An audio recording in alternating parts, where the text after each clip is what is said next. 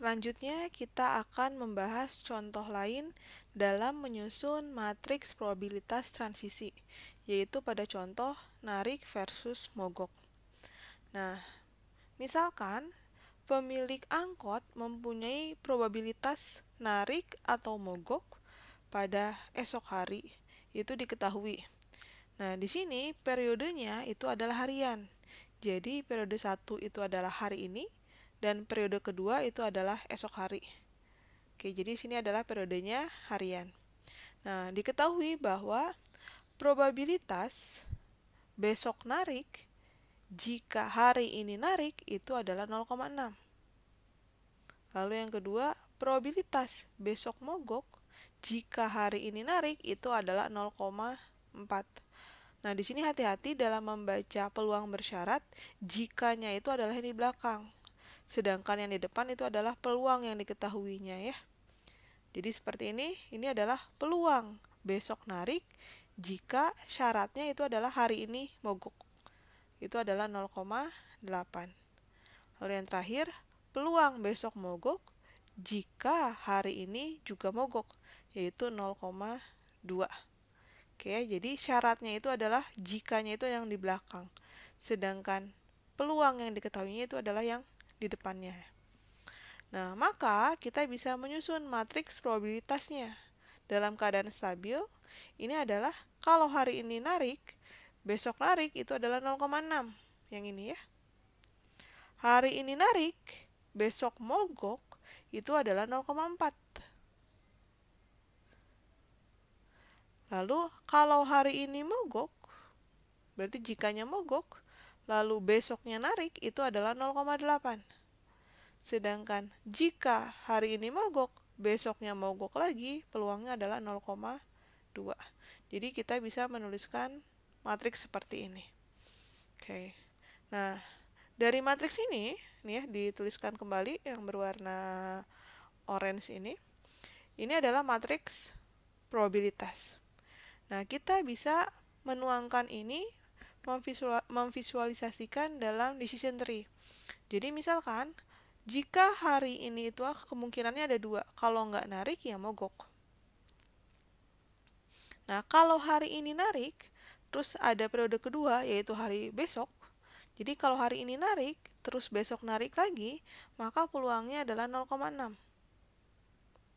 Lalu jika hari ini narik, besok lalu mogok, itu peluangnya adalah 0,4. Nah, kalau hari ini mogok, besok narik, maka peluangnya 0,8. Lalu kalau hari ini mogok, besok mogok lagi, itu peluangnya 0,2. Oke, sampai sini jelas ya? Nah, sekarang, jika esok itu adalah hari kedua, lalu kita ingin melihat hari ketiga. Maka, dengan cara yang sama, kalau hari ininya narik, besok narik lagi, berarti peluangnya adalah 0,6. Ya. Lalu kalau hari ini narik, besoknya mogok, peluangnya adalah 0,4. Hari ini mogok, besok narik, peluangnya 0,8. Hari ini mogok, besok mogok lagi, peluangnya 0,2. Dan seterusnya ya.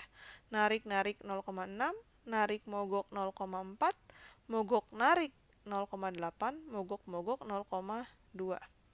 Nah, kita bisa kumulatifkan untuk memprediksi hari ketiga, yaitu dengan mengalihkan probabilitasnya. Jadi, kalau misalkan hari ini narik, besok hari keduanya narik, hari ketiga narik lagi, itu peluangnya adalah 0,6 dikalikan 0,6, yaitu 0,36. Nah, sekarang kalau hari pertama narik, hari kedua narik, hari ketiganya mogok, maka peluangnya adalah 0,6 dikalikan 0,4, yaitu jadinya 0,24. Dan seterusnya ya.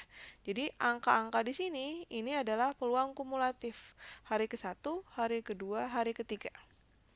Contoh lagi, misalkan ini 0,32. Ini diperoleh dari jika hari pertama mogok, hari kedua narik, hari ketiga mogok lagi. Berarti 0,8 dikalikan 0,4. 0,32. Nah, maka kita bisa melihat 4 kemungkinan. dari periode 1 loncat ke periode 3 tanpa melihat apa yang terjadi pada periode kedua. Jadi hari kedua mau narik, mau mogok, kita tidak perhatikan. Kita ingin tahu hari pertama ke hari ketiga. Nah, jadi di sini yang pertama, probabilitas angkot itu narik pada hari ketiga jika hari ke-1-nya narik. Berarti di sini hari pertamanya narik, hari ketiganya narik lagi. Berarti kita lihatnya di sini. Hari ketiganya narik, hari pertamanya narik. Lalu ada di mana lagi? Di sini. Hari ketiga narik, hari pertama narik. Maka di sini adalah 0,36 ditambah dengan 0,32.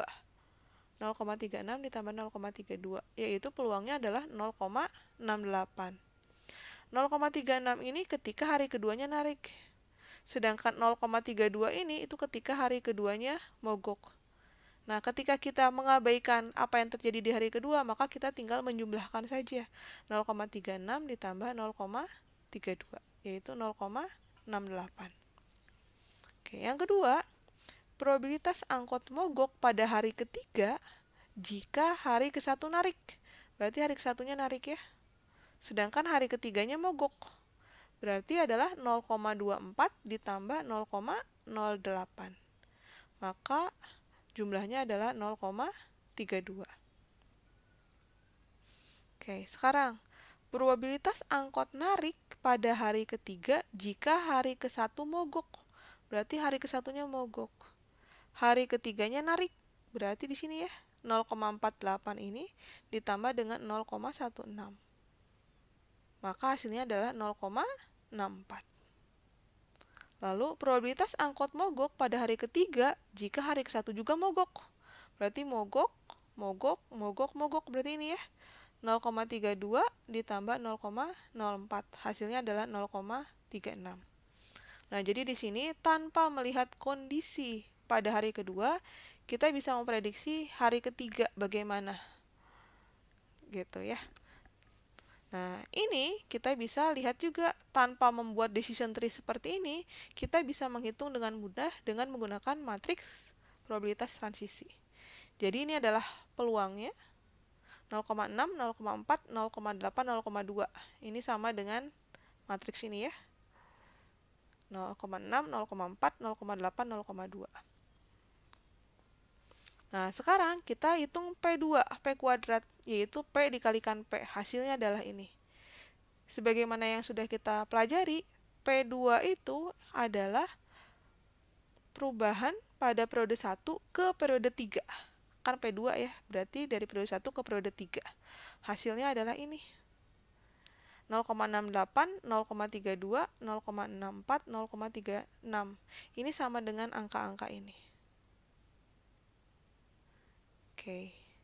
Jadi dengan hanya menghitung P kali P, P kuadrat, kita bisa melihat tanpa harus membuat decision tree, kita bisa memprediksi pada periode ketiga atau hari ketiga berapa sih yang narik jika hari pertamanya narik, yaitu 0,68. Ya, baris pertama itu kan narik ya. Lalu berapa sih yang akan mogok pada hari ketiga jika hari pertamanya narik, yaitu 0,32. Ini. Berapa yang akan mogok pada hari ketiga jika hari pertamanya itu adalah narik? Bisa dihitung ya dari sini gitu. Jadi kita dengan adanya matriks probabilitas transisi periode ke N, kita bisa memprediksi pada periode ke N tanpa harus membuat decision tree seperti tadi. Kalau tadi kan cuma 3, masih mudah ya menghitungnya. Tapi kalau misalkan periode ke-10, periode ke-20 agak ribet untuk membuat decision tree-nya. Jadi apa yang dinyatakan dalam matriks probabilitas transisi ini itu sama dengan kalau kita menjabarkan menjadi decision tree. Seperti itu.